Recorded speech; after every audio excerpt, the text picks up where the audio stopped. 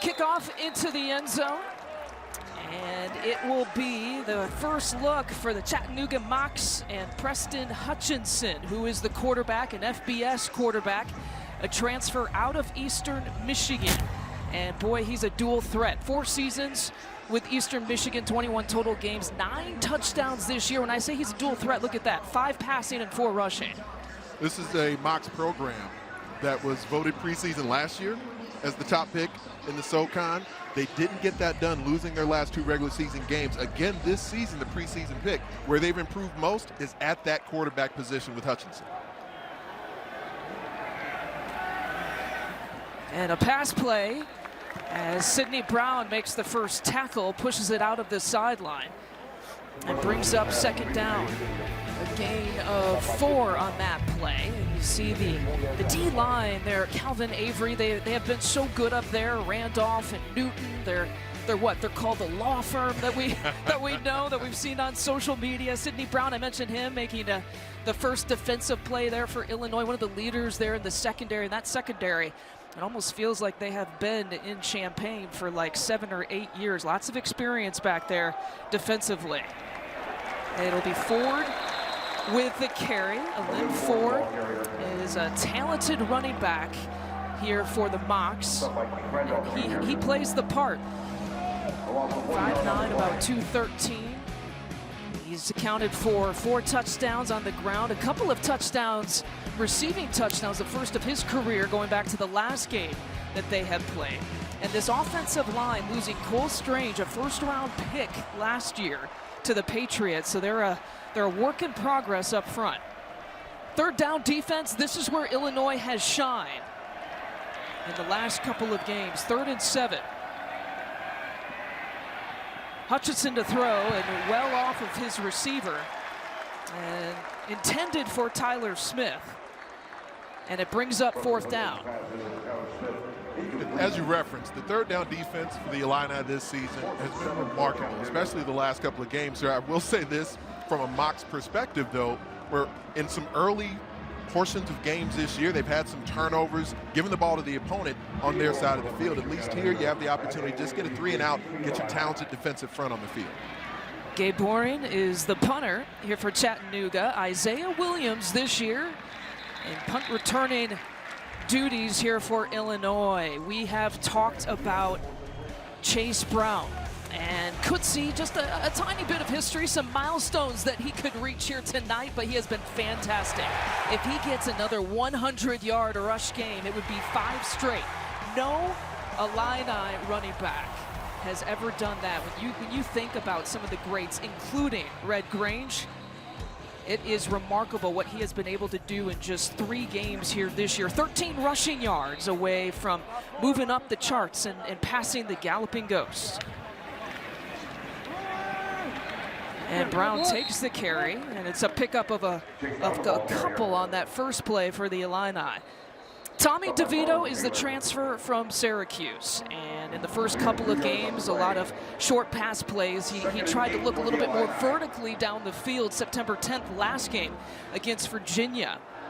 6 passing touchdowns. His completion percentage has been very good. If he keeps those numbers up, it would be career-high numbers. Missing a tackler across the 50-yard line. It's Pat Bryant picking up the first down for Illinois, and a gain of 14. I like this wrinkle because frequently these now routes, they throw to Isaiah Williams. And Pat Bryant has been more the big play, the chunk play, the deep ball specialist. Now we at least see them varying the passing attack, getting other receivers involved in other portions. The fake to Brown, and another connection to Bryant. And Anthony, this is something that Barry Lunny Jr. had told us. Maybe on some of these early down plays, they wanted to look to go more in the air instead of on the ground. And now we're seeing tempo. This is a part of what was anticipated with Barry Lunny Jr. coming in, running this Illini offense. There have been some fits and starts as everyone, including the head coach, have begun to pick up the new offensive system. A pickup of 26 for Bryant, and Brown on that play, passing Red Grange. He only needed 13 to do it coming into tonight, and he does it on that run. And moving up the charts in Illini rushing history. misdirection, and especially when you're adding tempo to it, it tests the eye discipline of this Mocs defense. An experienced, a talented defense, but they'll have to figure some things out, catching up with the tempo being thrown at them right now by the Illini. 2,074 yards and counting on the ground for Chase Brown, and this time looking for 6, spinning away and pushing himself into the end zone. The Illini touchdown, a 9-yard push for Chase.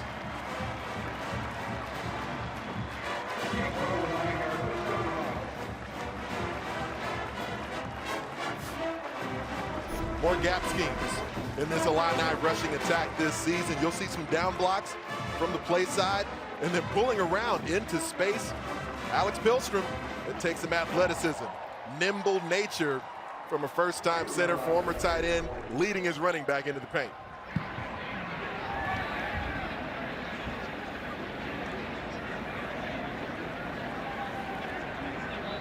Caleb Griffin with the extra point. One more look at the touchdown, Anthony. One of the questions we had after this Illini layoff, rest or rust? We are seeing right That's now. my line. These guys with the Roth eyes, LB, they are moving people against their will. Chase Brown galloping like the ghost.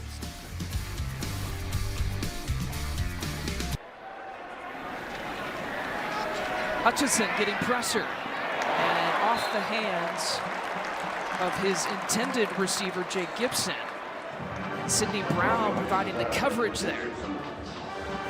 Combination of coverage and pressure.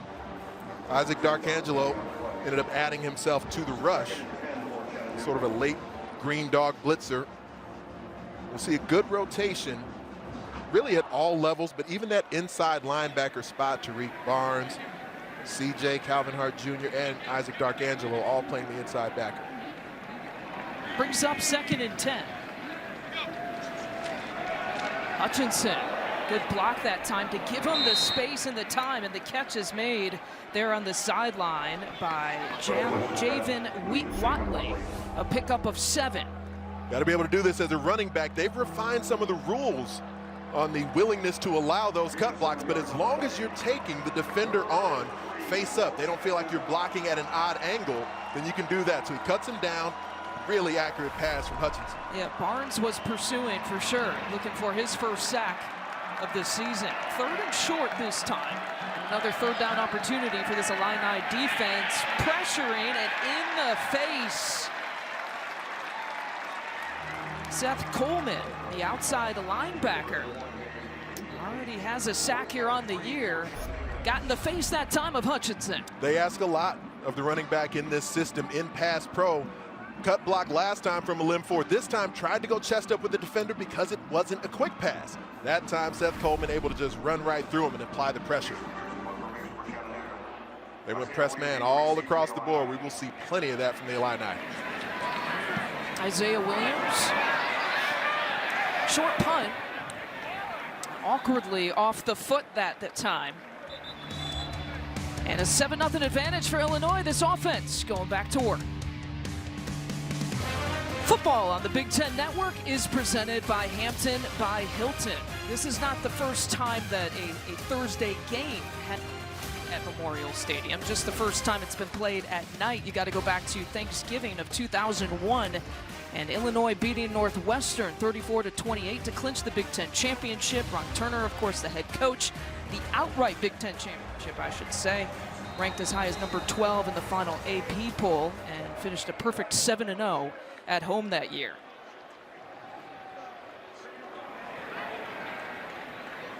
The only Big Ten game going on here tonight, the toss to Isaiah Williams, the quarterback turned wide receiver, and we will see Illinois use Williams in a lot of different ways like that, some jet motion as an example. Creativity in the way and the willingness to get Isaiah Williams the football. Lining up quickly, we'll see if they're going true tempo or just check with me. Trips to the left. And again to Williams.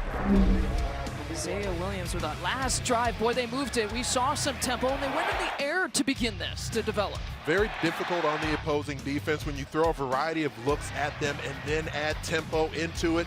There's a confidence that's continuing to build in the playmakers the Illini have. Brown forced back the other way. A big pushback by Marlon Taylor up front.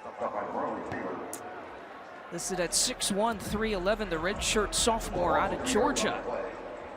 You know, when you have a back like Chase Brown, I had mentioned that Barry Lunny had told us our goal tonight is to be more balanced in some of our early downs. Obviously, we rely on Chase a little bit and rely on the run. We want to look for more balance in some of these early situations. Over the head of Jonah Morris, and a flag coming out. Couple of them. Took just a little bit of politicking from Jonah Morris to get the call from the official, but it's the correct one. His face mask got grabbed. Defense number 15. 15-yard penalty from the previous spot. Automatic first down. Rusty Wright's trying to make the point that the football wasn't catchable, but I don't believe that's accurate. There was every opportunity, if the progress of Jonah Morris wasn't impeded by the defensive back, that he could have at least had an opportunity to get some hands on the football there. Mike Cannon, our referee here tonight.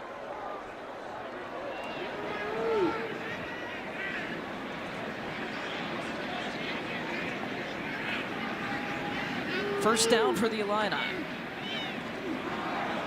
Delayed handoff to Brown, cuts it back right at the sticks, and it's a first down for Illinois as we check in with Elise Menaker. Yeah, we've seen some big runs from Brown already in this game. On the sideline, he's all business. Yes, he's smiling every now and then in his conversations with running backs coach Corey Patterson, but he's really just talking about his runs and routes. You get a sense of his humble personality. That's what Palczewski said it makes it really easy to block for him because he's so down to earth and working his tail off to win the game. His last run, a pickup of 9, just short of the first down. So 2nd and 1 here for Illinois. And DeVito goes down in the backfield, and getting some penetration. John Prince and Ty Beck, two talented defenders here for Chattanooga, and a loss of 6. Our Auto Owners Insurance impact players. Mentioned some players on that offensive line. We've already seen Alex Pihlstrom leading the way into the end zone for Chase Brown, and Isaiah Williams will be a Swiss Army knife for this Illini offense, but Devontae Maxwell up front do everything he can to stymie the rushing attack. Ty Beck from linebacker position just made that play in the backfield.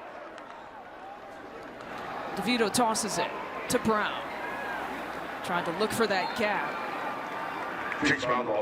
Pickup of about 5 or 6. Quay Wiggles, a great name, making the play. That was a pickup of 4. And it's only slightly outdated if you're into the whole Australian thing, which most teams are with their specialists. But out in space, you're going to be asked to stalk block. As a wide receiver, Casey Washington is extremely good at it. But when defenders see that, they will put force into the block. I believe Brett Bielema had told Barry Lunny this is 2-down territory. That's why they were willing to go with that play call, knowing 4th down was coming. 4th and 3, 40% conversion rate this year for Illinois. Off the hands and nearly intercepted by Chattanooga. What an opportunity.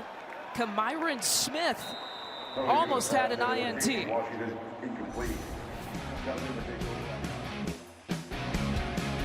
Got to look at it. And the Mocs hold strong defensively. 7 of them back at Memorial Stadium. A 4th down opportunity narrowly missed by the Illini. As the receiver, Casey Washington, works up through his route, running a slant. And as soon as you step with that outside foot, you got to snap your eyes around. He does that, but it looked like Ben Bruton, the defender, kind of shielded his eyes from the football. He didn't realize it was coming in so hot. Bell pushing, or Ford pushing against the pile. Lynn Ford against North Alabama. I mentioned his first career receiving touchdowns. Trying to use him maybe a little bit more in the air. 331 yards on the ground, 4 touchdowns, a junior. And this Illinois defense, including Ryan Walters, has said he is the best running back that we will see here so far on our schedule. I agree. You watched that game last season, he played against Kentucky. There were very few who churned out yards on that Wildcats defense like he did. gets another carry. And brings up third down for Chattanooga. Our Champions Mindset presented by Hampton, by Hilton. Some of your keys for both of these teams tonight. When you think about it, controlling the clock for Chattanooga will be key because they don't want to have that Illini tempo coming back at them. When they're on defense, they have to gang tackle, especially against Chase Brown. For the Illini, push the pace, continue to refine your tempo offensively, and then just overall play clean. There have been far too many penalties, far too many turnovers for their offense. Playing a clean game would be a big mindset for Illinois. Two running backs in the backfield, Gino Appleberry and Lynn Ford. And it'll be Hutchinson, and it's incomplete. Nicholson with the tip. Tavion Nicholson coming in at the corner spot here for Illinois. 3 defensive series, 0 first downs, and 3 3-and-outs for this Chattanooga offense. They didn't bring the full kitchen sink, but they certainly brought some additional rushers, and then that puts the quarterback, Preston Hutchinson, in a position where he knows the ball has to come out hot, but there is just adhesive level coverage on the back end from the Illini. Chattanooga will use 2 different punters. This is Gabe Boring, the lefty. They've already used Jason Pierce, he's a righty. Williams is brought down inside the 20. So plenty of field that Illinois and this offense are going to have to work with. Lowry the third making the play. Nicholson, though, defensively doing it for the Illini.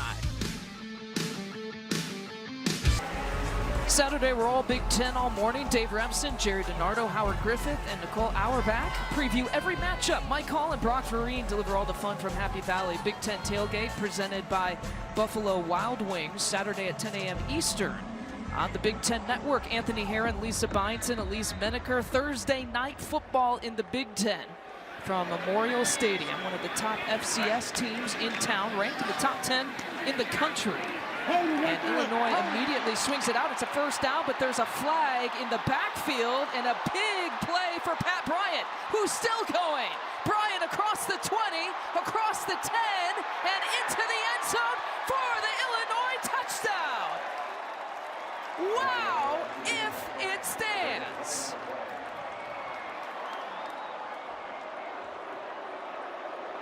Which I don't think it will. 79 yards until we hear from Mike Cannon. And a holding call, so it will come back. From the spot of the foul. But it got this place jumping a little bit.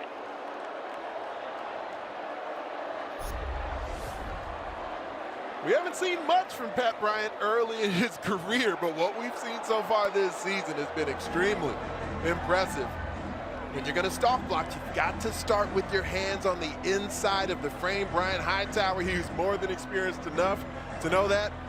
Still a very fun play to watch play out, though. Once he hit top gear, Pat Bryant looking like a track star going up the sideline, cutting it back against the grain. Then he may run out of a little bit of steam. Kept that stride going, though. I hope someone rotated in for him. He looks gassed. 79 yards would have been the longest play for Illinois this year. Bryant is averaging about 21 yards per catch. That would up his average if that had counted.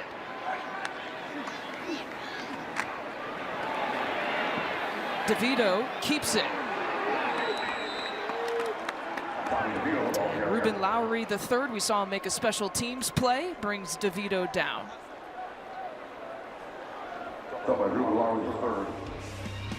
And rush plays has been the emphasis here for Illinois. 5th in the Big Ten. We've talked about Chase Brown. Pat Bryant, we've seen him get some touches here early. A couple of catches for 40 yards. And the offensive line. Alex Palczewski on the right tackle side. He's the veteran on that offensive line. Brown breaking off some tackles. And just a couple yards short of the first down. That was 2nd and 17. Brings up 3rd down. Brown's 20th carry of 10 or more yards this season. Let's think about the position that Alex Pihlstrom finds himself in. Now starting at center. He's been all up and down the offensive line and at tight end. Now having to focus on getting the shotgun snap back there and then moving on up to the 2nd level. Figuring out how to refine his skills as now a center. DeVito flushed out of the pocket just a bit, tosses it, finds Bryant once again. Boy, they have a connection tonight. Coming into tonight's game, there was only one team in the Big Ten with less 20-yard-plus offensive plays than Illinois. It was the Iowa Hawkeyes.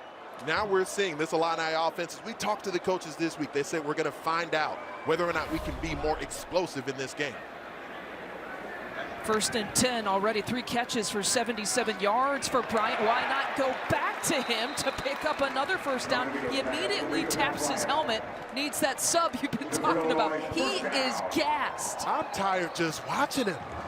I mean, up until this point in the season, he's been the guy who kind of filled the deuce span role that was beginning to develop last season, the 9-route guy, the post route guy who can lengthen the coverage. Now we're seeing tonight, he's got more of an all-around bag of tricks as a wideout. Brown in the backfield. DeVito gives it to Williams. And just a few yards pick up on that pass play. Isaiah Williams leading the team in receptions coming into tonight. 22 total. And the thing with Isaiah Williams is the yards after catch. And being a playmaker. 2nd and 5 here for Illinois. Trips to the left. Brown in the backfield. To Chase. Tackle is made by Tybeck.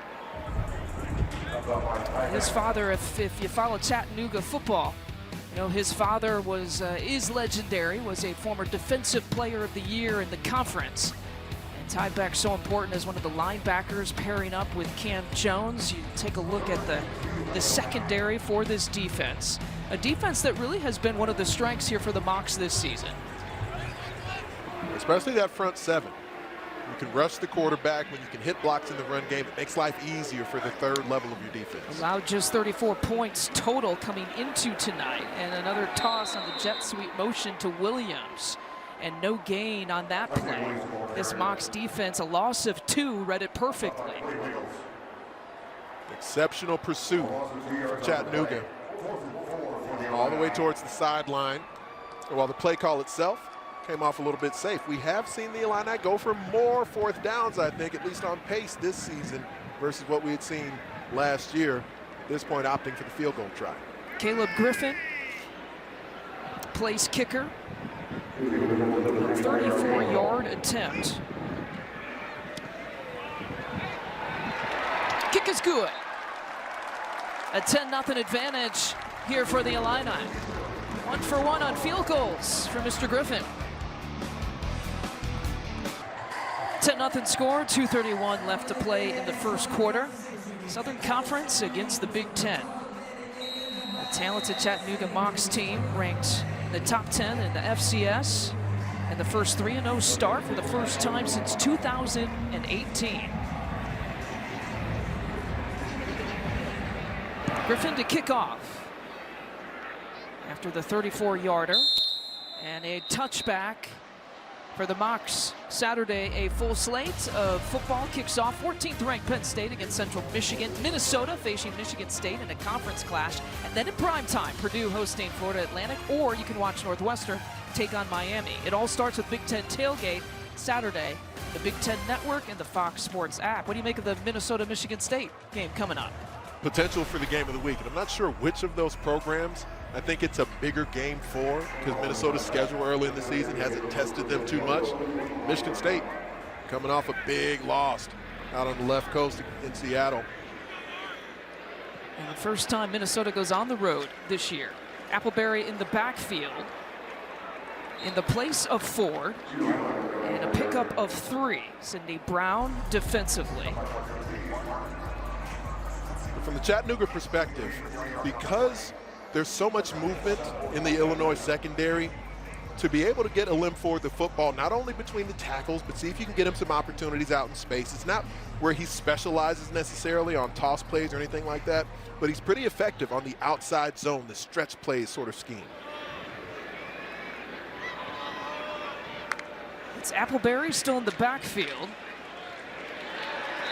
Martin was showing blitz from the secondary. Martin, one of those players we've talked about, the veteran leadership of Illinois, and this is what they've done here so far tonight. It comes off like they're playing with additional defensive backs because there's just a sea of hands everywhere the opposing quarterback looks to deliver the football. There's such tenacity with the way that they pursue, they gang tackle, and most importantly, of course, on the back end, they pattern match as well as any defensive backfield in the country. Opponent completion percentage is 43%, second best in the country. And here's a 3rd and 6 situation. 3rd down, straight man for the Illini.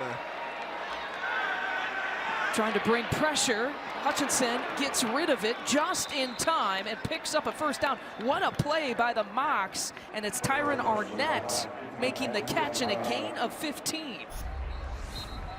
It looked to me like Sidney Brown actually got confused himself on that one because it was a receiver who ended up working behind him from that trips formation. The 3-man rush, he got a little bit of heat late. It came from Johnny Newton.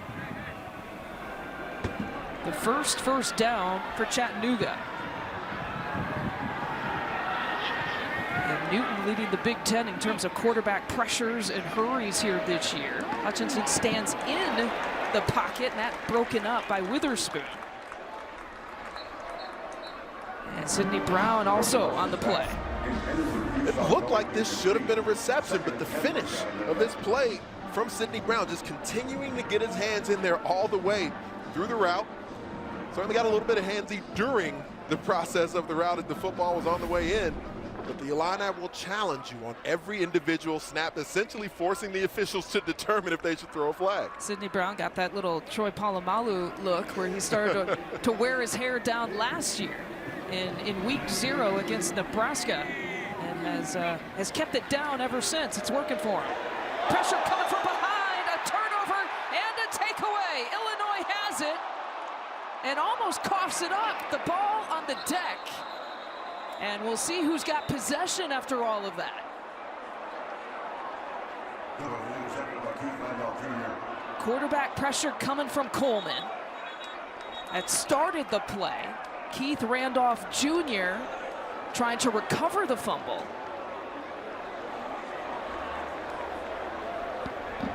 Timeout for injured defensive player. Lots going on there. Well, initially the football didn't touch the ground because of this great pass rush and the reach. When you turn your upfield shoulder by Seth Coleman, knocking the football away. Keith Randolph able to pluck the football out of the sky after the edge pressure, is able to get home. This former basketball star, he's thinking 6, but outstanding hustle from Preston Hutchinson. Going Debo style, saying, give me that football back, punk. Calvin Avery was the player down who is injured temporarily here for Illinois. And another look at Randolph Jr. It's a really headsy play from Preston Hutchinson. He didn't go try to leap on the back of the big fella to make sure he secured the tackle. He wanted to get it back for his teammates, poked it away. Peanut Tillman style. A lot of Bears fans tuned in here. They know what that looks like. They understand the disappointment from Keith Randolph. Love the reaction of a quarterback reacting that way. Inside 30 seconds left to play here in the quarter. Ford is back in the backfield.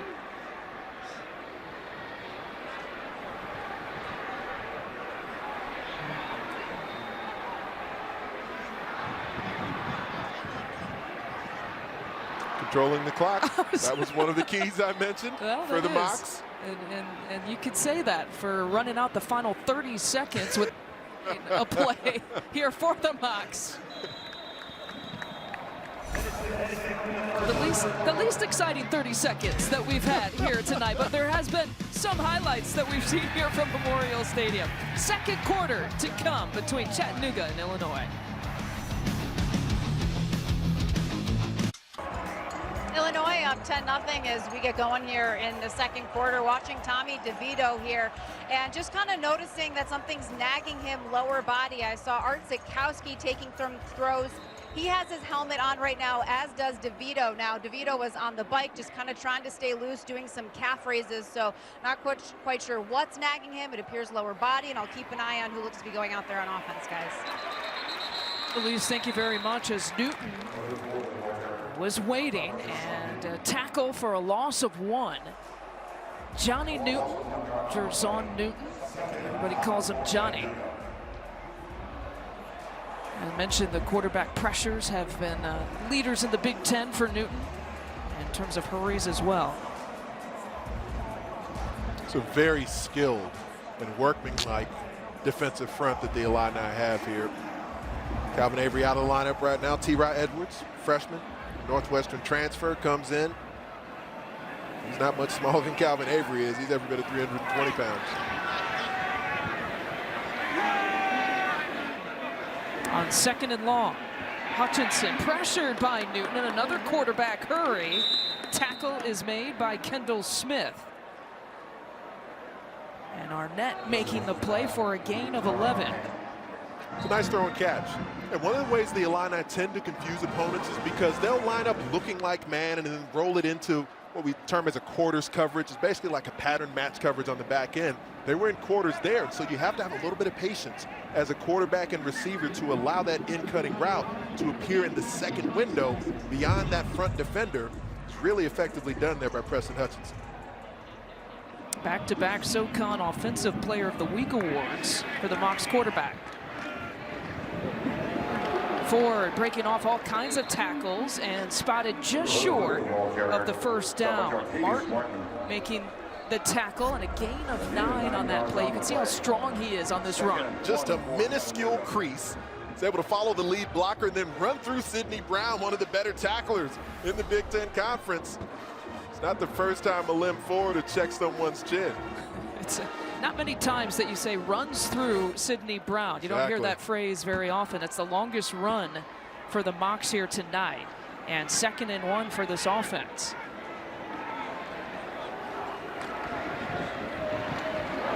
First down pickup and more. Ford, a big run across the 20 and an ankle tackle by Seth Coleman to perhaps prevent a touchdown for Ford. One of the better running backs in program history. There's not a lot of space here, but he runs through the smoke. That hole that wasn't there initially as he received the football, he continued on that upward trajectory north and south, trusting the blocking of his offensive line, and nothing but the hustle of those Illini defenders were stopping him from the end zone. Malone Van Gorder, one of the offensive linemen, providing one of the key blocks for that run.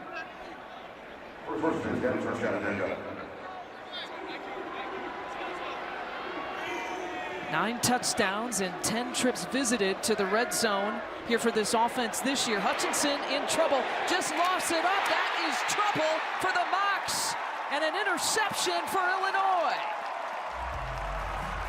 It's Martin. Quan Martin with another takeaway for this Illini defense and a costly one in the red zone.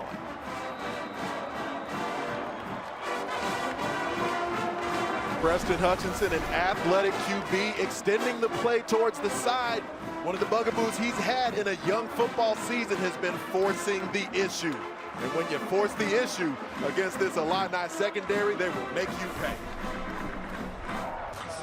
This was a drive that was rolling here at Memorial, 10-0 for the Illini. Preston Hutchinson, the quarterback, begins to work laterally towards the boundary side, but the eyes of the star defender, Quan Martin, are on him the entire time.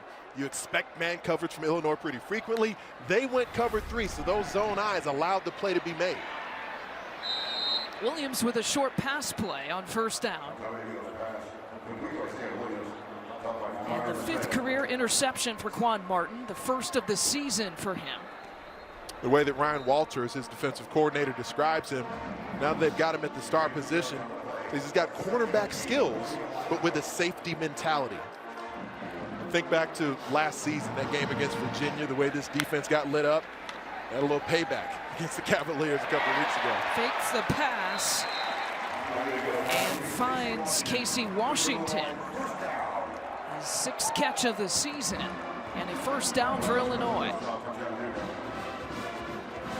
Luis Medica told us Tommy DeVito staying warm down there on the sideline, so he's in the lineup here at the moment. It's a big opportunity for DeVito, of course.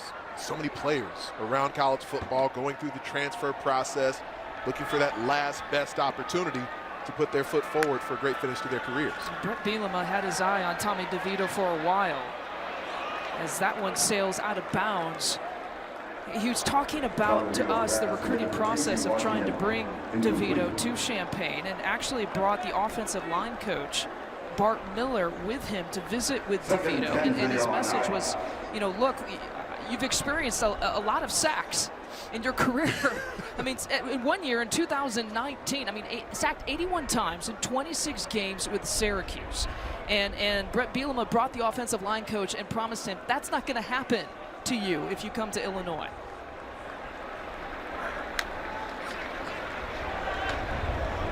Flips it over to his tight end for a first touch there for Luke Ford. Illinois will use their tight ends, 3 of them, Tim Ryman, Ford, Marquise we might see offensively. It was interesting that Bielema hadn't even officially made the hire of Barry Lundy yet at that point as he was recruiting Tommy DeVito into the program.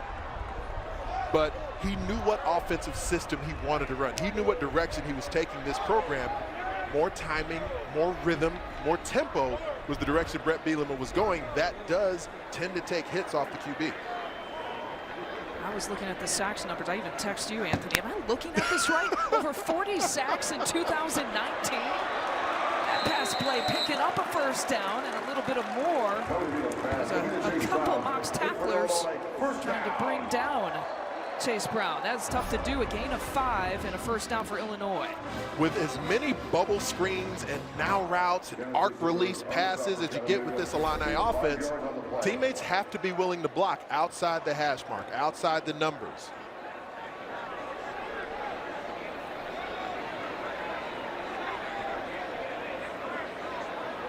Reggie Love III is your back here for Illinois. He's been playing the backup. Deep play, vertical pass route, and it was in the hands of Washington and then out of the hands of Washington. Looking for a flag, not going to get it that time. Plummer on the coverage. Louisville transfer, Telly Plummer, right on the spot. This is a pretty pass off the right arm of Tommy DeVito. Looked like there was an opportunity there for Casey Washington. It's a difficult position you can be in as a defensive back sometimes when you're trying to determine, do you undercut the route after you feel like you've had it read, or do you work through the body of the receiver? Plummer played that perfectly. 2nd and 10. Movement again by Williams. And passes, he got tripped up. By the turf monster. By the turf monster. And just short of the first down. You can't have turf monsters on your home turf, can you? He's coming in jet motion, and you can tell his mind is working so quickly, wanting to set up the oncoming tackler as he begins to turn the corner. This should have been at least a first down for Illinois. 3rd and 2. And all those tosses are forward passes, too, by the way. DeVito rolling out and connecting with Miles Scott. Scott pushing his way over to the far sideline, and Illinois keeps moving down the field on this drive. Barry Lundy testing the eye discipline, because one playmaker goes in one direction to the boundary side with formation into the short side of the field. You run another speedy playmaker to the wide side of the field, getting him out in space. Just the 2nd catch of the year here for Scott. An offense that has averaged 439 yards total in the first 3 games. Wide open touchdown! Michael Marquise for 25 and his 2nd career touchdown.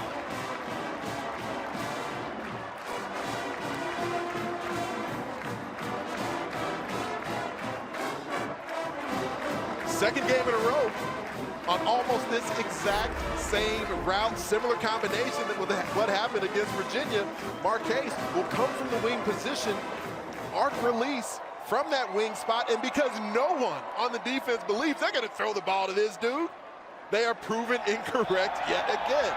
You're thinking, is it going to one playmaker? No. Is it going to the running back? No. He tosses it back to the QB. Marquise wide open into the paint. Marquise, a linebacker, turn tight end. You mentioned it, caught his first career touchdown on September 10th against Virginia. This is becoming ho-hum territory for the tight end and his QB. Football on the Big Ten Network is presented by Hampton by Hilton. Thursday night football from Memorial Stadium in Champaign, Illinois. Anthony Herron, Lisa Byington, Elise Menaker on the sideline. Tommy DeVito, 7 of 9 passing on that drive. 9 plays, 80 yards, 3 minutes and 2 seconds. All of the passes on that play. And then finding Michael Marquez on kick coverage here. Get the touchdown, and you got to play special teams. Marquez does it all. 17-0 advantage here for Illinois. Tomorrow, stream women's volleyball live on the Big Ten Plus app as the Illini open conference play against Maryland at Huff Hall. There's no plus like home. Download the Big Ten Plus app and subscribe today. You can watch some volleyball in the best volleyball conference across the country. It gets no deeper than the Big Ten Conference when it comes to volleyball. And they continue to set records. Like every week, a new attendance record is being broken. Over 16,000, I believe, watching a Badgers volleyball game. Huff Hall is one of the elite places and elite environments in Big Ten volleyball as well. Hutchinson getting chased and tosses it over. Good coverage that time by the Illini defense. Devin Witherspoon and Martin there on the coverage. And Lisa, Ryan Walters isn't reckless with pressure, but once he knows that I've got an opponent right where I want him, let's take a look at Isaac Darkangelo penetrating through the A gap and then just finishing, laying heavy on the quarterback. That is a great feeling as a defender when you come scot-free and put all your force into the throw the football. You and I were talking before the game. How great of a last name is Darkangelo? It sounds like the villain in a movie. Yes, it does. It's a great name for a defensive player. Darkangelo is in on that tackle and that play as we check in with Elise Menaker. You know, the up-tempo offense, we can see how it benefits them, but I tell you what, it rubs off on this defense. There is an excitement and an energy about them. They're enjoying watching their offense play, and that's making them more engaged. The defense, they're communicating more on the sideline than I've seen in year past. They're just locked in, and there's an energy about them. And you can see the substitutions made by Ryan Walters. You see he doesn't have a play card. He does have a play card and a call sheet, but he doesn't have it in his hands, has it in his back pocket, in his athleisure pants, is what Brett Bielema has said. He calls the defense based on flow. 3rd and 10 on 3rd down, rushed, Hutchinson goes down, and Gabe Eckes, the freshman, getting his first start and putting him down in the backfield. He wrestled in high school against guys much bigger, much more mammoth than him, but the athleticism, the tenacity would take over at all times for this state champion. As he rushes the edge, I love the fact that he uses power here, but it's with pass rush mechanics. He gets the hands to the inside and presses the offensive tackle back into the pocket, then gets a violent release to make the play. Eckes and Seth Coleman combining for that defensive play for Illinois. Eckes credited with a couple of sacks against Virginia back on September 10th. The great stayers for this Illini defense. Youth being served here at Memorial Stadium. Mass time speed equaling impact. Coming up at the half, it's the Reese's Peanut Butter Cup halftime report. Dave, Howard, Jerry, and Brock working a little Thursday night for us in our Chicago studios. Look at the leaders here for the Illini as we approach halftime, 7 minutes and 35 seconds. And Ryan Walters, so far in his defense, pitching a shutout, 17-0, Illinois over Chattanooga. Brown with the carry. A tackle across the face, just a pickup of one. Offensive leaders here so far. Tommy DeVito, coming into tonight, completing about 67% of his passes, a good completion percentage tonight.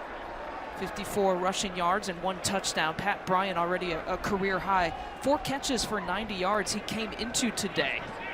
7 catches for 147. It's certainly been a hot target.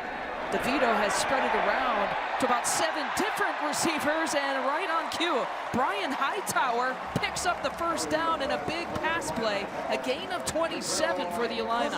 I'm not completely clear why Brian Hightower ended up on the ground there. He put it scot-free. It's a very easy pass thrown there from DeVito. I guess Hightower just wanted to make sure. Yeah, perhaps something. Turf Monster may have gotten it, but I think he was just making sure he was cradling it in adequately. But that's one of those passes where you do want to be able to catch that in stride and continue to advance towards the end zone. Looks like we're going to get a review on this one, LD. This play is being reviewed. This is the best field position that Illinois has begun with. Remember on the Chattanooga 48. They're reviewing what catch or no catch to see if perhaps Anthony, the ground helped him complete the catch on this play? It certainly looked like that potential is there. He initially cradles it, so as he's taking a step, catch looks fairly clean there. The football begin to come out. It does start to scrape across the ground a bit. The thing to keep in mind is that the football is allowed to touch the ground if it's determined by the official that he's still got control of it. This has actually come up with Brian Hightower a couple of times this season. There was a very controversial play in the game against Indiana in their second game of the season where the officials were trying to determine as Brian Hightower went up to make a contested grab against one of the Indiana defensive backs. He came down in a similar body position to this and cradled over the football. Twitter, as Twitter tends to do, said, oh, the officials are wrong. My issue with it is that Brian Hightower needs to be willing and able to trust his hands more and maintain control. On the field stands, completed pass, first down. So call stands. It's a first down for Illinois, and again, a gain of 27 on that catch. Mike Cannon, the referee. Ken Kester, the replay official tonight in Champaign. What you'd love to see for him to do as a receiver, and there was a defensive back beginning to converge on him, and so that's maybe part of why he's cradling his body around the football to try and maintain control of it. But you'd love to see him extend his hands away from his body to make a clean and declarative grab. Hand off to Brown. He finds a way to pick up just a few yards. I thought that he wasn't going to gain anything on that carry. It's a great observation because initially it looked like the play was bottled up. And that's one of the places that Chase Brown has really enhanced his creativity, showing a bit of patience. He stepped back for just a milli-moment and allowed the pursuit to overrun him and then found a crease to advance. 10 carries, 56 yards. Again, if he picks up 100 or more here tonight, he would be the first Illini running back to get 5 straight 100-yard rush games. And the fake to him and good coverage by a couple of Mocs defenders there in the secondary who remain down. Timeout for injured defensive player. It was a tight window. It's Brown and Walker. Cam Brown and Jordan Walker, the players who are both down, and we will step aside. 17-0 advantage for Brett Bielema on the Fighting Illini. And on this last play, Walker and Brown defensively just collided with one another. Unfortunately, like you referenced, they were both able to get up, leave the field under their own power. Hate to see it, but also love to see the fact that they were able to leave the game, and hopefully they'll both return. Illinois 2 for 2 in the red zone here tonight.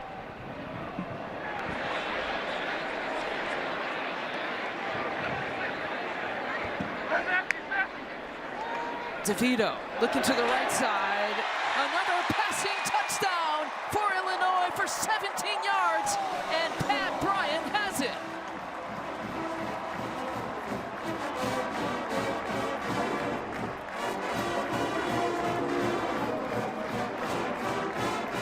This is the blown coverage by the Mocs. Not a very difficult route combination to read for the defenders. Tommy DeVito certainly read it well. Clean pocket. He sees very quickly how wide open Pat Bryant came. For 17, Pat Bryant's already above 100 receiving yards tonight. Tommy DeVito, a couple of passing touchdowns, already 232 passing yards. And the man on your right, Pat Bryant, having a career-high night just in the first half. 5 catches, 107 yards, the latest drive, 5 plays, 48. I'm going to guess a career high in calories burned as well. Career high in calisthenics in game. He is all over the place.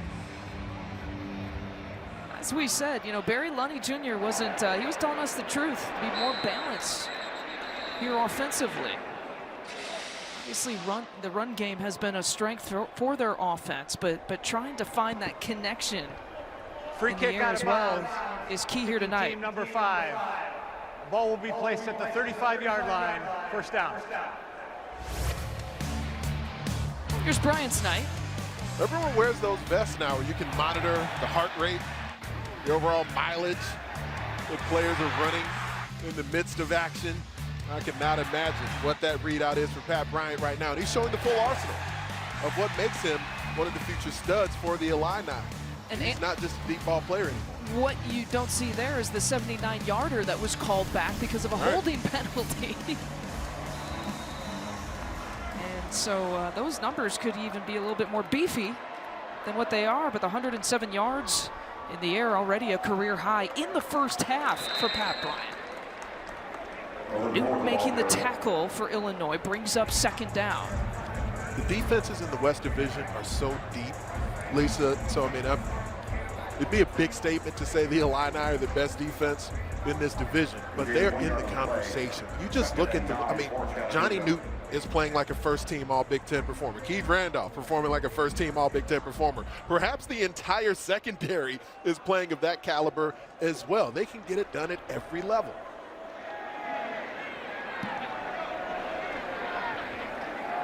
Hutchinson trying to slip that pass. They're always looking for the rip away. That time Nicholson was looking for it, couldn't quite make the play. It's a pickup of 7. You see the West Division is so deep. As we look at this replay, Nicholson again looking for the rip. How does that compare to the East? The East is a more versatile division, a more explosive offensive division than the West this season. I view Minnesota coming in as the West favorite because they are the most well-rounded team that we knew all their commodities coming in. 3rd and 2, a big pushback and another 3rd down stop for this Illini D.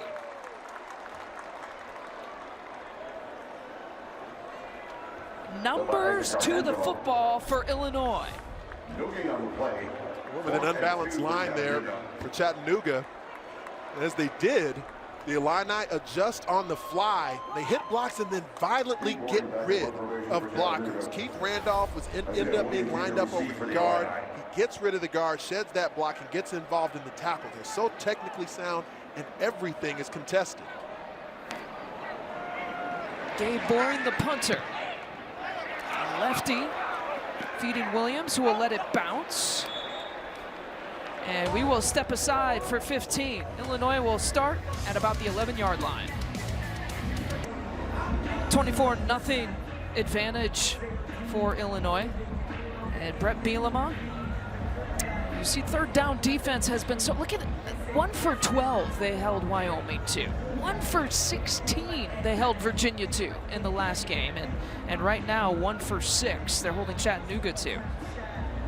Credit to Indiana, and several of those 3rd down conversions were on the game-winning drive that the Hoosiers were able to mount late in the Hoosiers' opening game of the season. They came out with that win over the Illini.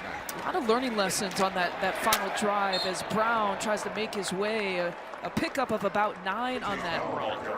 Officially a gain of 8. You know, Ryan Walters in this defense, right? Just 1 series stop from being undefeated here this year. And certainly a learning lesson for the defensive side and just this team and this program as a whole.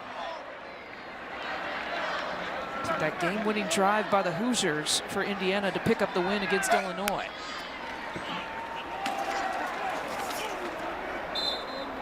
Tackle on Chaseburg. In that game, I say Illinois, Purdue probably in a similar situation where each team feels like they've outplayed the opponent in every game they've had up to this point, but haven't come out with a win in every one of those games. And Brett Bielema talked to us this week about hoping that Indiana game would be something they use as a lesson, something his team uses as fuel to recognize that every phase has to be on point at all times.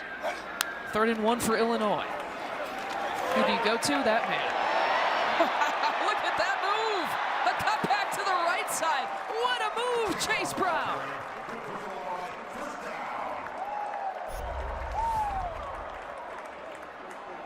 The footwork didn't exist like this for Chase Brown last season. To be able to undress a defender in the hole and then immediately get back to top gear and advance on the third level of the opposing defense, that's next level stuff. 13 carries, 89 yards, and the first score of the night. DeVito looking to go in the air. And Jonah Morris is his receiver, but a tackle for loss by Lowry the third, who was on a hot pursuit.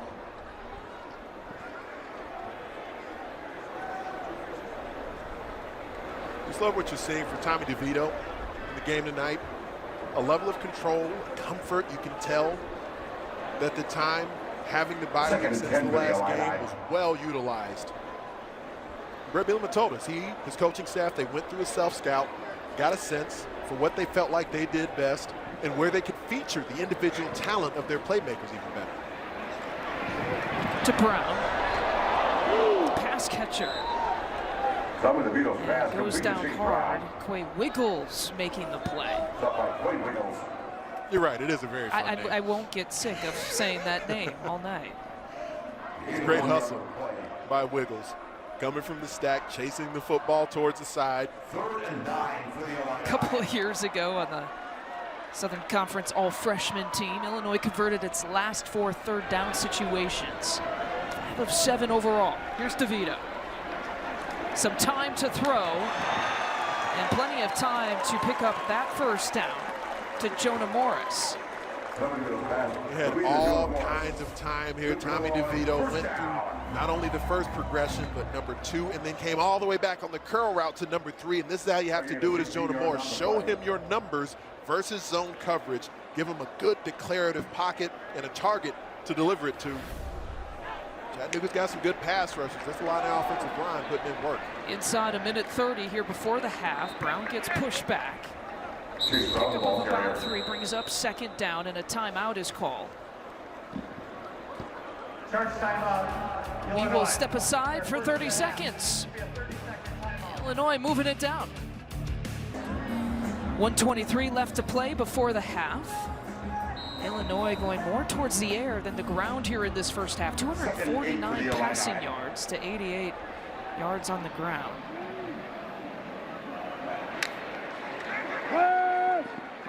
DeVito steps in and gets sacked.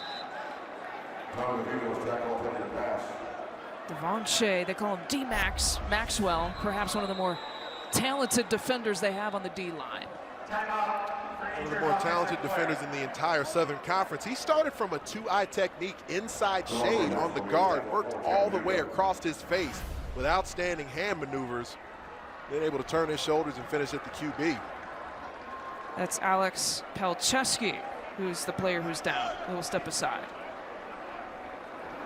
For the biggest Illinois experience, there's no plus like home. The Big Ten Plus, powered by Big Ten Network, your favorite Fighting Illini content, streaming and on demand, plus the iconic games and exclusive events only on the Big Ten Plus app. Download and subscribe today. They helped Alex Palczewski off the field after this play. It's always dangerous, pretty scary when you're engaged with another player and you get bodies falling into the back of your legs. Good thing Palczewski's able to get up and leave. 56 career starts for him. Trying to zip the pass, it's incomplete, looking for Hightower. Palczewski trying to be the first 6th-year starter that any of us have ever seen. How about that? Should make it through a few more games before that becomes official. If they were to get to a bowl game and he starts every single game of the regular season in that bowl game, he could tie the NCAA career starts record. Already has the most starts in Illinois history. Illini fans would like to see him back in this game once the second half begins. Short punt opportunity. And the ball bounces back to about the 9-yard line. 44 seconds left to play. Brett Bielema in Illinois trying to hold serve these final few seconds. 0 points for a Chattanooga team, as we had mentioned. one of the top FCS teams, ranked in the top 10 in the country. And a long field to work with, 31 plus points in each of the first 3 games for this offense, but shut out here tonight. And they're giving the Illinois second and third level of their defense really nothing to respect. So right now, all the eyes can be in the backfield, all the presence can be downhill at the Mocs offense. There is some ability here to test them deep. You just need to be able to give Preston Hutchinson enough time to try and deliver some deeper patterns. And again, just like they did with the first quarter, they're going to let the final seconds tick off at the end of the second quarter. And we are at halftime.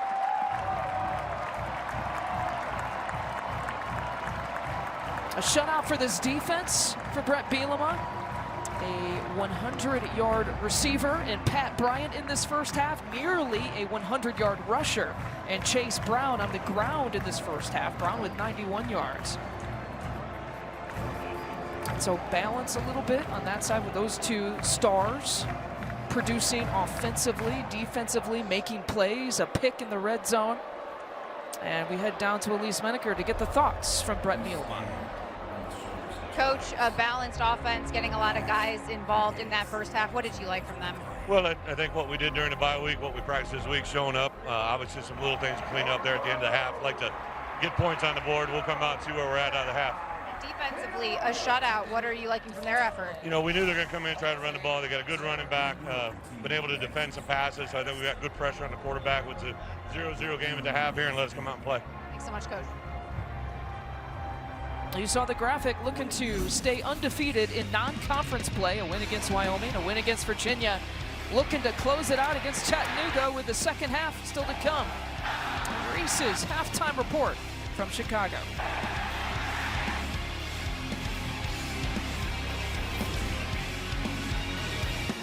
Football on the Big Ten Network is brought to you by Auto Owners Insurance, simple human sense. And by Discover, the official credit card of the Big Ten Conference. Love to show you all the Big Ten bands across Big Ten country. Halftime entertainment included the band, as well as Hall of Fame inductions. Ron Gunther played football at Illinois, was an athletic director at the school. Jeff George, of course, at one time set the Illini single season record with 22 touchdown passes in an NFL career as well.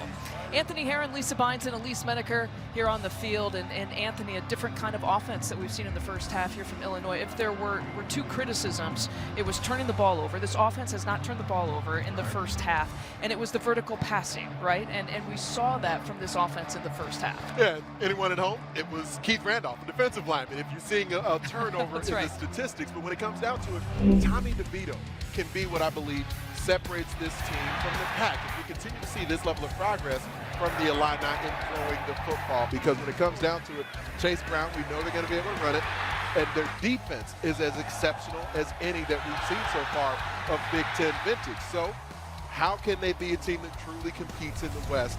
I believe the reason I picked Minnesota in the preseason is because we know their quarterback and their receivers can get it done. If Illinois keeps this up, man, the Illini are going to have something to say about the West Division. Built for Success, presented by Rocket Mortgage. We showed you this graphic. We've now updated to what DeVito is doing here tonight. But the first couple of games we mentioned, a lot of short passes, kind of reading the defense, what the defense was giving him the first couple of games. And a little bit more of a vertical game in that matchup against Virginia. And certainly his highest percentages here tonight. Peyton Vining, a big return on the kickoff as we check in with Elise Menaker. Lisa, I just got done talking with Chattanooga head coach Rusty Wright, and I asked him just what he was telling his team in the locker room there at halftime. He said, everything was self-inflicted. Let's go back to the beginning of the game. We had a chance to score, and we threw an interception that changed the momentum of the game. He said even go back before that, we had 2nd and long, 3rd and long, Illinois did, and we didn't really do anything with that. So he said there's one on the offense, one on the defense, and one of the coaches wants to clean that up in the second half. All right, thanks, Elise. The ball on their own 38. DeVito and this offense going back to work and immediately feeds Chase Brown. and so elusive, avoiding some tacklers. Of about 3 on that play. Smith making the tackle. And Brown is inching closer to 100 yards, 15 carries, 94 yards. His longest run has been 24 here tonight. Perhaps. You wouldn't necessarily assume that anyone is stat watching, but from Brett Bielema, perhaps as soon as he gets that century mark to keep his streak alive, maybe you ease Chase Brown towards the bench area. I'm wondering that at halftime. Kind of reading my mind. Forward momentum stopped about a couple yards short of the sticks. Pass complete, a gain of 5 to Pat Bryant. One of the things that his offensive coordinator, Barry Lunney, has highlighted about Pat Bryant is his competitiveness. He started a few games as a true freshman last season. And his skill set has really lent itself to be more so of that strike play artist, that deep ball guy. We're seeing tonight that we've seen it develop more and more in a young football season. He can be someone to catch in cuts. He can be someone to take the now route and be a run after catch threat. You can add that to your package. It means the Illini throwing the football can be more versatile. It's 3rd and short. DeVito had nowhere to go, and he goes down in the backfield. And the sack again by Maxwell. He's now got a couple here tonight. Hunting down the program record, was 6 shy coming into tonight. And now sack number 33 on his career. The pass rush mechanics from Devontae Maxwell are spectacular. It's a part of why his coaching staff and so many people around the Southern Conference are confident he's going to be an NFL player. He's already on the Senior Bowl watch list. Maxwell, 6th year, one of the players, tied back included on the defensive side, a core group of returners who decided to play a 6th year at Chattanooga. So key for the Mocs' success.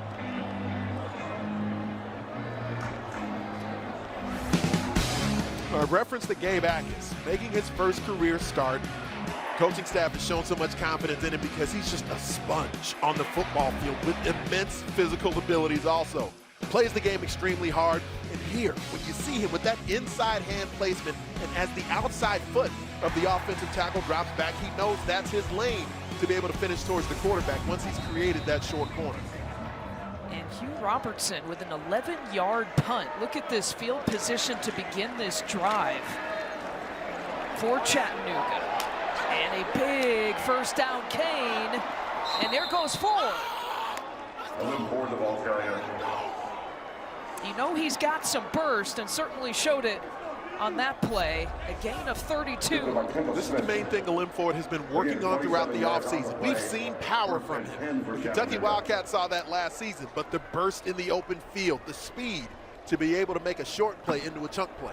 1,000-yard seasons for Ford in 2019 and last year in 2021. Comes into tonight's 6th in program history in terms of total rush yards. Back he goes and down he goes. Sidney Brown coming from the backside on Hutchinson. If you hold the ball against Illinois, you are making a mistake.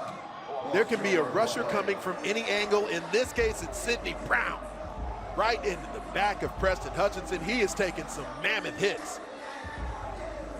This is a Titanic blow into the back.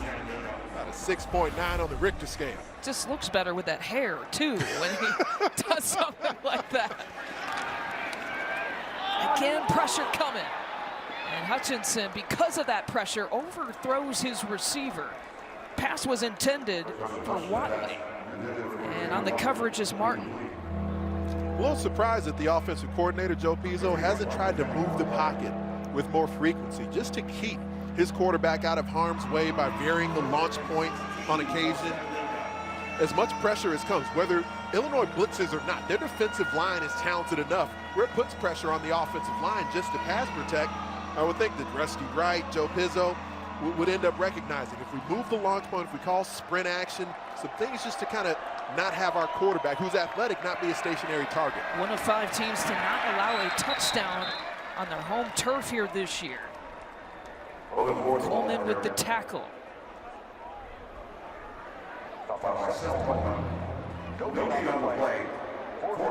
Seth Coleman now with 5 tackles here tonight. Tied for the most with Akis on the Illinois side. Southard appears for the first time. Andrew Southard, a freshman. 43-yard attempt. His longest has been 45, and that is well off the mark.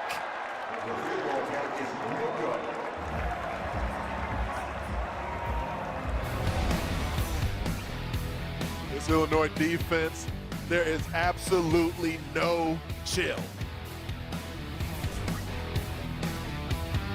Third quarter, Anthony Herron, Lisa Byington, Elise Menaker, and this couple with you here tonight. A nice fall Thursday night. Quick Clips presented by Sports Clips, a career-high night here so far for Pat Bryant. Really impressive in the way that he's gotten it done, too, because he hasn't just been getting it done via the vertical pass as we've seen so much in his young career. And Chase Brown with that run.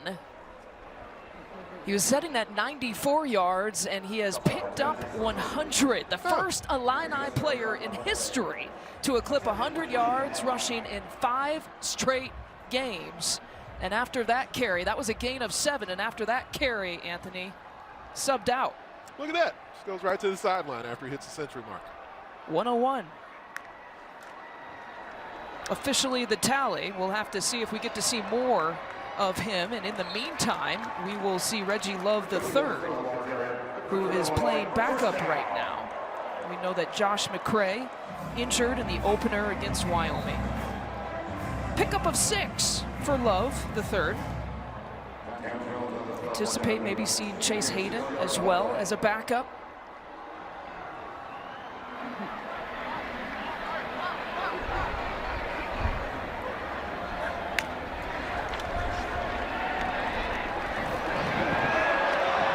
First down play, Isaiah Williams gets it. Plummer pushes him out of bounds, but a flag right at the 49-yard line. Far side of the field. Right now, a pickup of 16.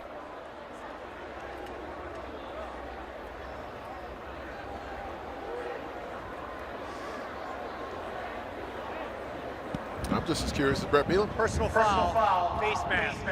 Offense, number 1. 15-yard penalty from the spot of the foul. Repeat for He attempted to go with the stiff arm. And I mean, you're allowed to keep the stiff arm in the face of the defender if you don't grasp. And right there, as he began to sort of work past the defender, the fingers did begin to clench around the face mask.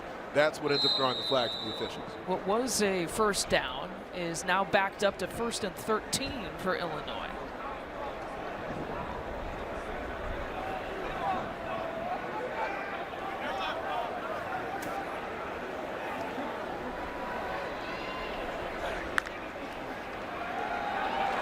DeVito getting pressured. Gotten a piece of that throw as well. As he goes down in one knee. Chase Brown, after this run, picking up 100 yards on the ground. And again, just like he does, right, Anthony? We've talked about just hunting and finding those yards. And he returns to the game. 16 carries, 101 total.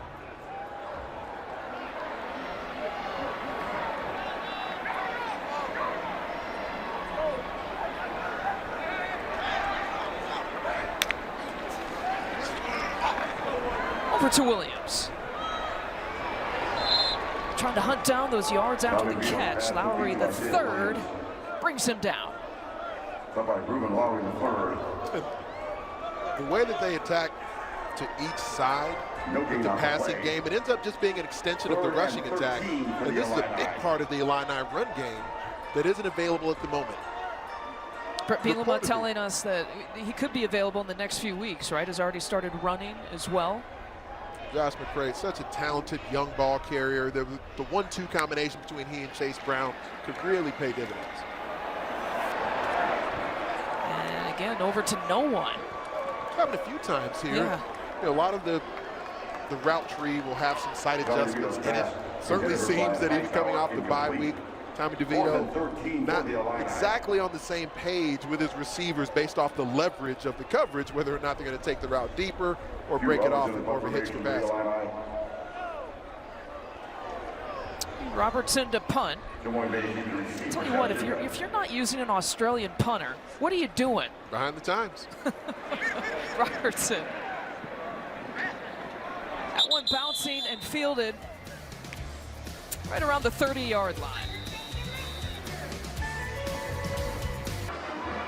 Across the Big Ten this weekend, coaches are wearing the logo of Coach to Cure, MD, to raise awareness of Duchenne muscular dystrophy, the most prolific genetic killer affecting young men. Fans can learn more about this cause at coachtocuremd.org. You can make a one-time donation of $25 on your next mobile phone bill by texting the word CURE to 501-501. Beginning at about the 30-yard line with this drive here for Chattanooga. Keith Randolph Jr. makes the tackle, brings up second down. Gain of 3.